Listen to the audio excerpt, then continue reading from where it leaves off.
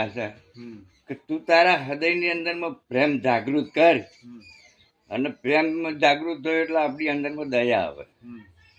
દયા આવે એટલે આપણે નિર્ભય બનીએ, નિડર બનીએ, ગરીબ બનીએ, કોઈ મારી ના શકીએ.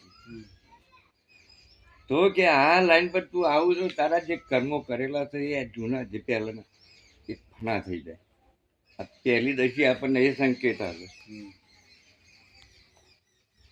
હવે દૂસરી દશી છે એ દિલમાં હી દેવા, કે તારા હૃદય કમળની અંદરમાં જીવરામ આત્મારામ બિરાજમાન.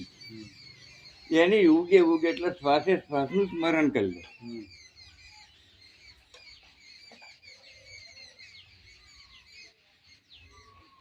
આ કરવાથી પછી તીસરી આરતી તક ત્રિભુવનની લાઈન છૂટે આપણને, ત્રિકુટીની. તો એમ કે કરે તીસરી આરતી ત્રિભુવન છૂટે, ગુરુગમ જ્ઞાન અગોચર છૂટે. પછી એ ગુરુના ચરણોની અંદર મેં એના શબ્દના અધીન. અને ચોથીનો મહત્વ એ છે ચોથી આરતી ચોથા ગરદા, સદગુરુ મિલે તો પરમ પદ પામે.